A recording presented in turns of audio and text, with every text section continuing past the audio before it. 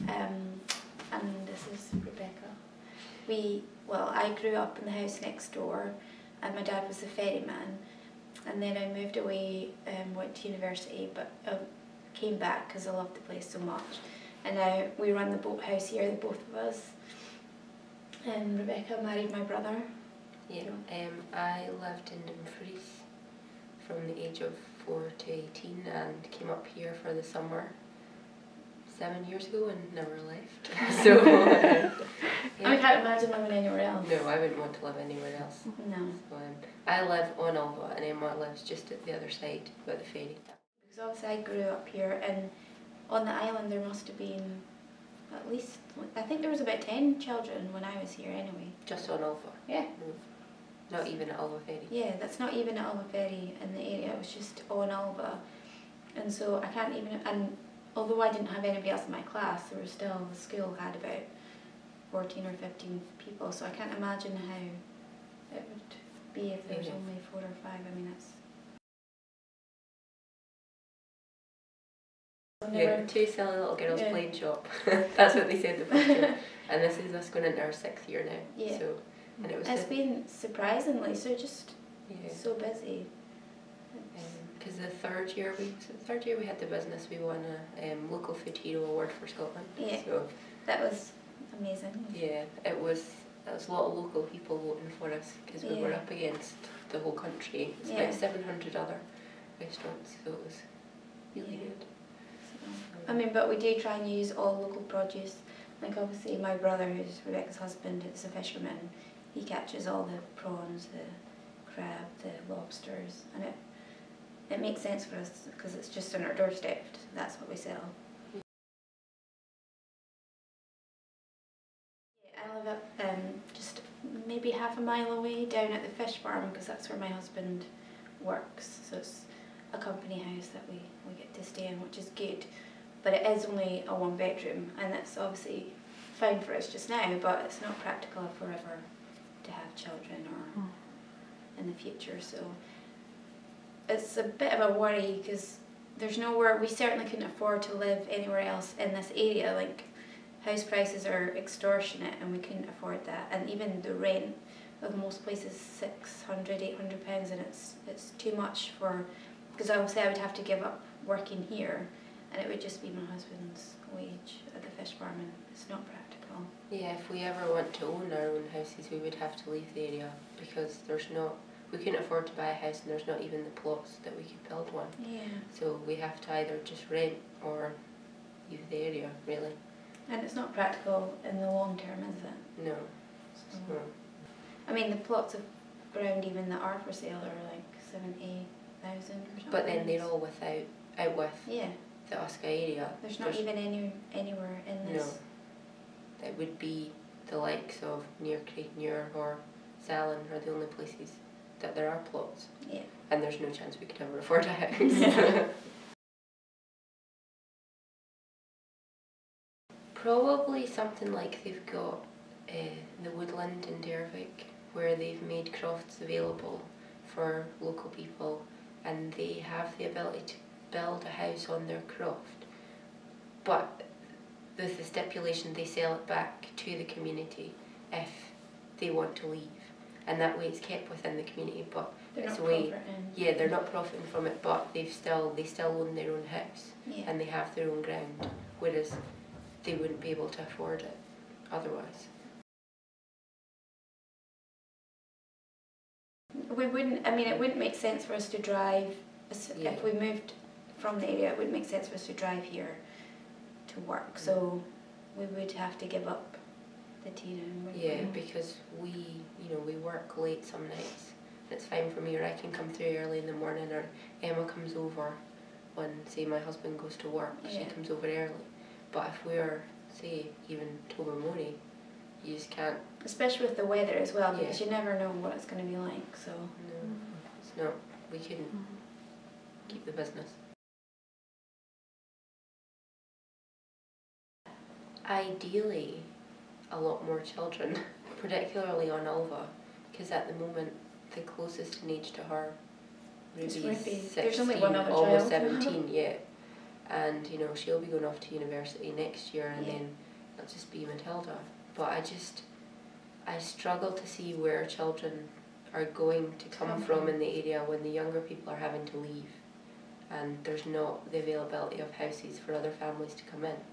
And I don't know when she goes to school in 4 years' time if there's going to be more than 2 other children that will be there. I work as a freelance writer, and I moved to Mull about 4 years ago now, and I was lucky enough to have a job I could do from home, so we weren't really limited to where we could go. Technology news, mobile phone reviews, laptop reviews. We've got a good internet connection here, and that's all I need to do my work. I mean, I submit my things online, I work on the computer and email them off to people, so the fact that we have the internet here means I can do that. And we had a lot of ground in our previous house, so we kept pigs, had those for a year, and we've now got 3 chest freezers full of pork.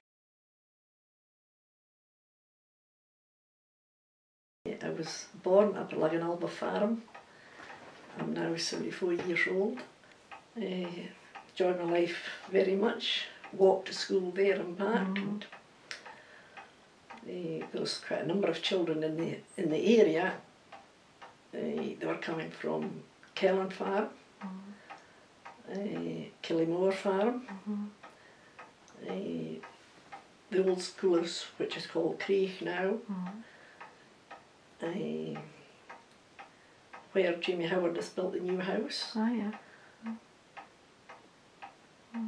Across where the Cleaves stay. So there was a number of children in the school. There was myself, my twin sister, and 2 older sisters and a brother, all moving from Lagan. Children coming over from Ulva. I feel now it's seriously hard on children to get homes because there's just not the affordable housing around, and there's no houses really going on the market in this area. Yes. So I'd like to see a lot more young families. Yes.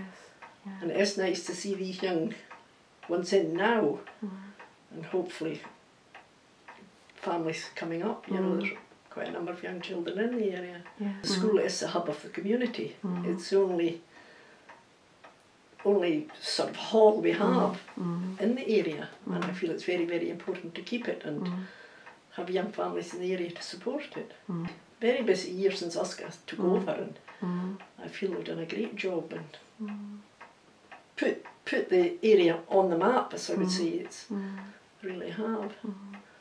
And I hope it goes from strength to strength. See it bouncing back as it used to be, and plenty of people in the area. Taina Cora in the Bothy at Ulva Ferry, and we've lived here for 5 years. My husband David and I, and our 2 children, Kira who's 6 and Liam who will be 3 in June. David's a fisherman down at Ulva Ferry, fishes from there, skipper on the fishing boat. Kira's in primary 2, she's the youngest. But she seems to be doing fine. You'd like Liam to carry on and go there if it would be nice, because David went to Ulva Ferry Primary School, so it would be nice, and Heather's such a good teacher, but it doesn't always happen that way.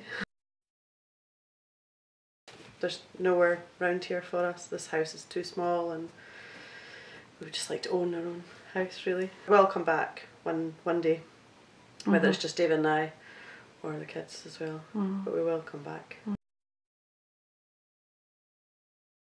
A farm at Turloisk, which is in Ulva Ferry. We farm 3,000 hectares, there's 1,000 ewes and about 50 cattle. And I help in my wife's farm and my father-in-law's farm as well. They're running, my father-in-law runs about 600 ewes, and he's again about 40 cattle, and my wife runs about 400 ewes, and there's 15 cows on her place. So it's quite a busy enterprise. Maybe trying to find what best practice is, you know, and involving the community through the Monitor Farm project, which was run by QMS. We started that about a year ago, about exactly a year ago today, and I personally found it very useful. A great way to gather information and exchange information with other farmers, and a way to sort of develop your business. You sometimes are a bit cautious on your own, making a decision. This way you can bounce off a lot of people. You have the college as a facilitator, and you get a lot of use from them as well, and a lot of advice through them. And it makes it easier maybe to make a decision or take a risk in a decision. You know, there's more information available. I've been involved in Highland cattle all my life. I'm just now I'm on the council, the Highland Cattle Society Council, and I've exported cattle to France, Germany and Switzerland in the last couple of years. They're specifically coming here looking for this kind of cattle, cattle off this type of land. You know, the cattle they're buying, they're going on to in Switzerland, they're going on to the High Alps. They bought quite a few at the Oban Highland Cattle Sale. They bought a few bulls. They've also bought quite a few privately, and in the last year there's 90 head of Highland cattle going off this island to Switzerland. Come out here and I think it's a wilderness. I think it's a very bad word to use as an area where people aren't to say it's a wilderness. There's people there and they're part of it. So this area it's the way it is because of us, not despite us. And we're not going to try and damage it in any way. You know, we have to make a living off it, so it has to be sustainable for us as well. We're desperately needing to employ somebody, desperately needing to get labour. There's no affordable housing for a shepherd's wage. For the average wage of this area, the rents in this area do not reflect what the average wage in the area is. They're way beyond what the average wage can afford. We would like to employ somebody. We've thought about building, but the planning restrictions make it nigh on impossible. The perception here though is if you are going to build a holiday house, it doesn't seem to be a problem. We have several holiday houses built over the last few years. If you're going to build a house and live in it, that seems to be a problem. An affordable house, building an affordable house, the planning restrictions that we have, the use of affordable materials and local materials would seem to go against what planners say they should be doing. You know, the use of wood, an affordable material, readily available, that should be allowed. It should be there at the forefront of houses being built here, not as one you would have to fight for to get that.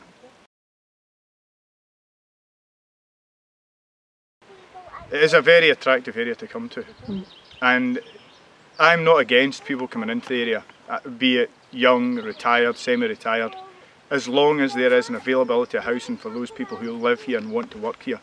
There's a lot of employment created with the fish farm and fishermen out of Ulva Ferry. The majority of these travel into the area, and I'm sure they would quite happily want to live in the area.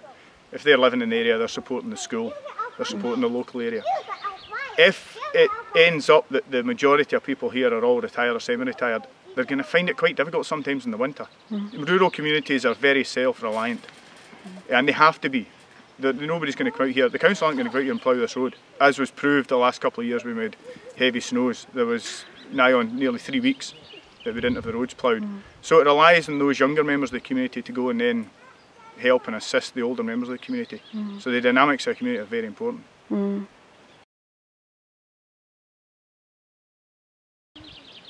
I think I would like to actually see possibly more security in agriculture when you're talking with a tenancy, so that you can actually develop the farm without the fear of maybe losing the tenancy after 5 years. That would certainly help, because that would then give you the security to then probably go and employ somebody. And I would like to see possibly crofts used in a better way, people actually living and working the croft, and that's a valuable labour source to farms round about. And I don't see any problem with more houses in the area. If they are sympathetically placed, there's no problem with more houses being in a place. This word that planners use, in keeping, to me seems a very odd thing, because if we were to go back to what is in keeping, we'd be living in stone houses with mud floors. So everything develops, and we must allow things to develop, and planners must look at that and allow a development, not to just be looking back at what is here already. Allow things to develop in an affordable manner.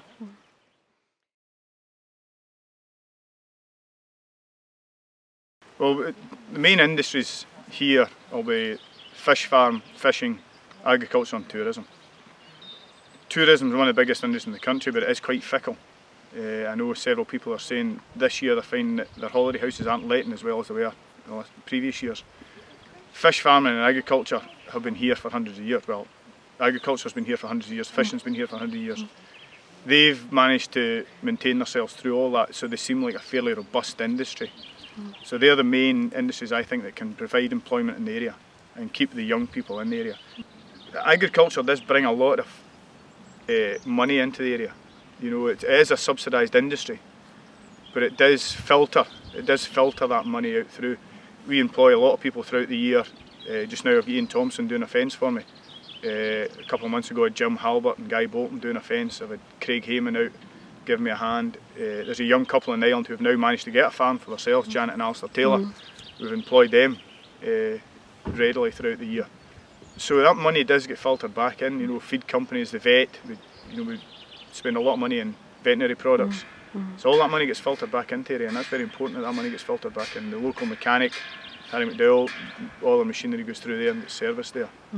So without that here, without these here, you know, you start to lose a lot of the money that filters into these areas.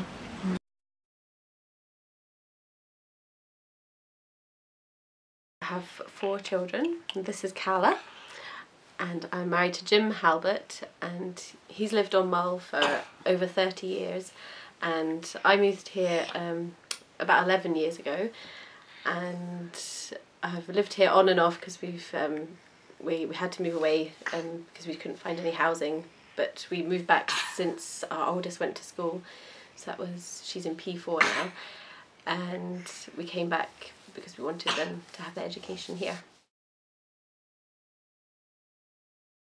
Well, we were living in a caravan, but we had to move out of that, and we were offered this house, and this used to be the coffee and book shop, and this was the shop in here, and we have made it into our living room, put a wood burner in, and it's been a nice place to live. We only have this house until next summer.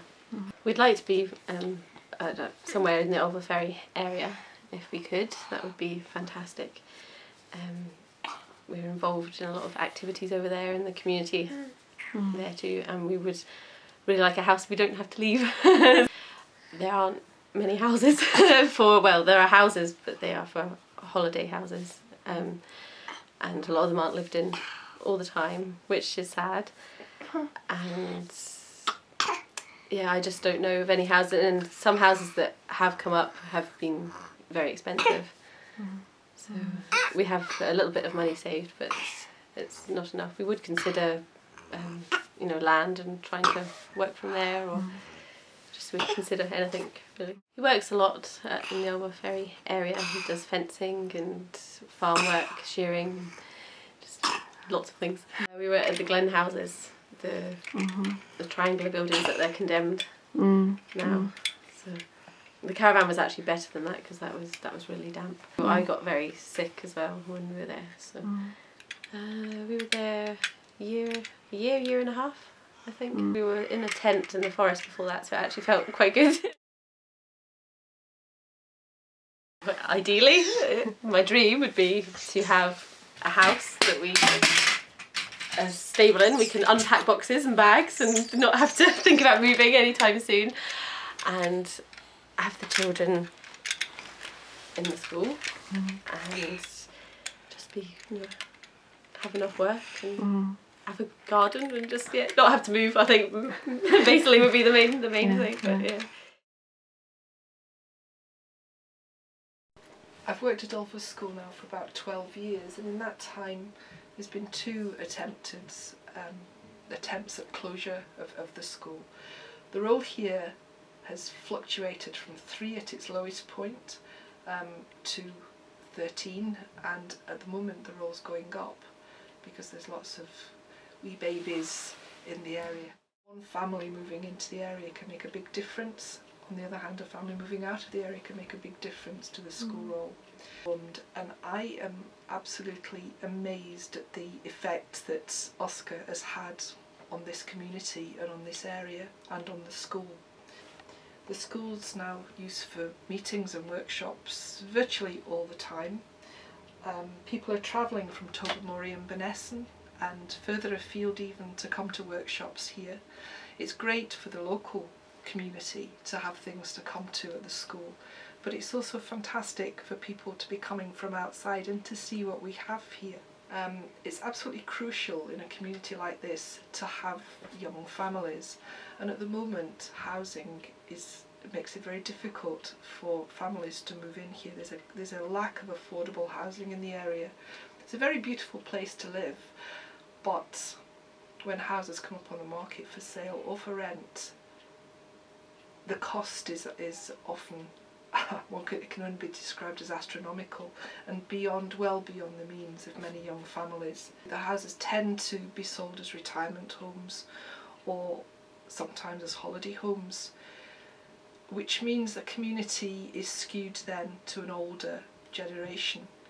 Now, to me, if you have a mixed community with young people and old people in the same community, there's an integral support built into that community.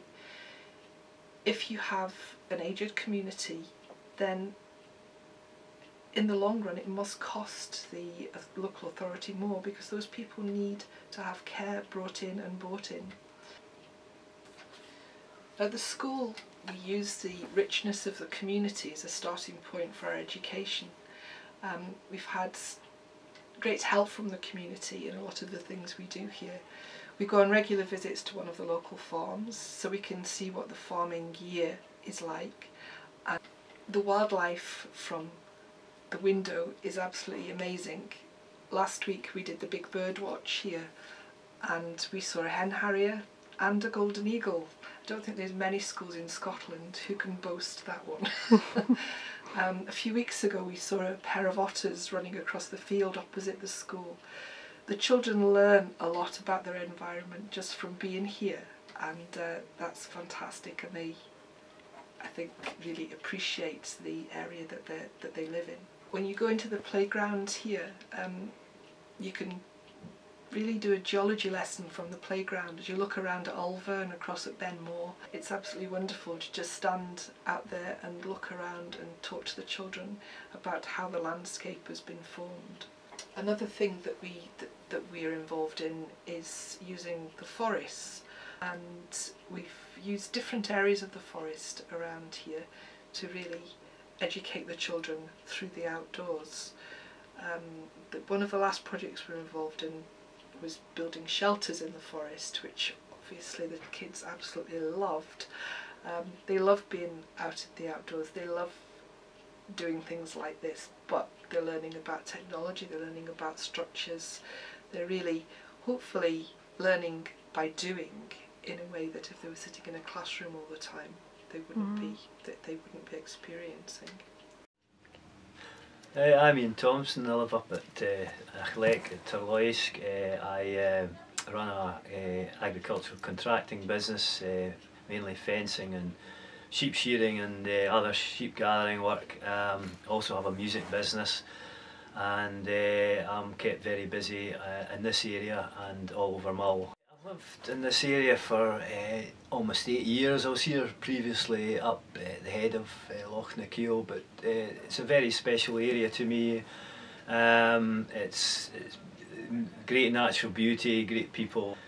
The way the landscape's been carved out over the years through agriculture and the crofting, and also the people are very special. We're needing homes for families, very much so, rather than what I see as an ageing population that could be very detrimental to the community.